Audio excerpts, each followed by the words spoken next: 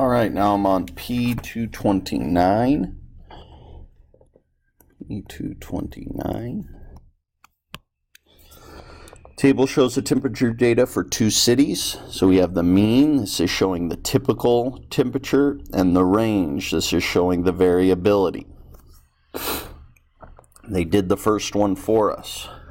Okay, so we can see the mean, city 2 had a higher mean than city 1, and the range was also bigger, so city 2 also had more variability in its weather.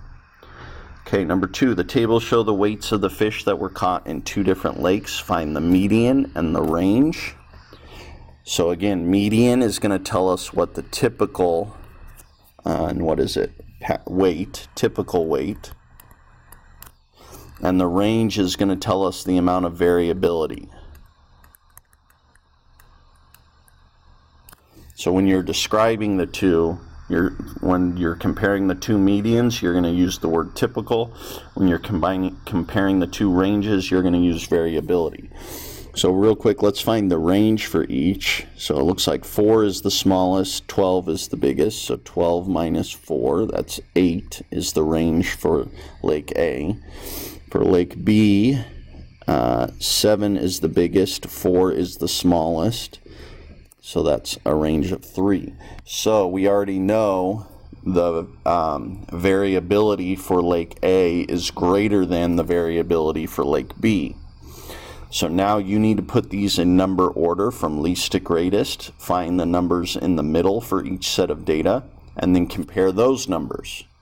Does one have a number that is typically a lot bigger than the other, or do they both have typically about the same weight in fish? And then Lake A, though, we know has greater variability than Lake B. All right, number 3, Mrs. Mack measured the heights of her students in two classes. Class 1 has a median height of 130, interquartile range of 5.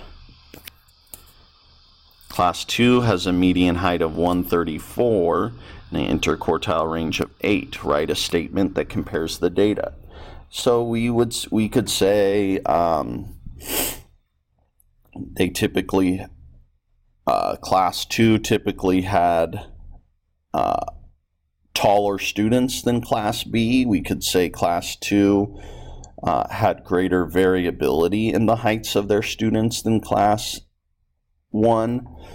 So again, we're just comparing those things, the typical and the variability.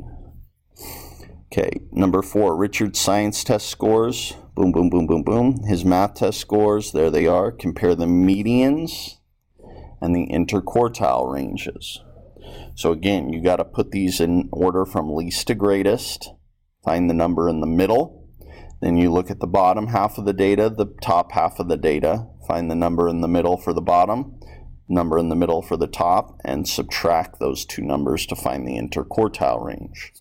And then remember, when you're writing about it, the median just tells you his typical score,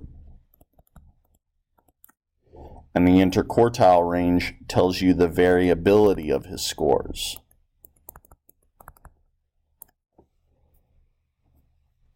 All right, thanks again for watching. I'll see you on the next one.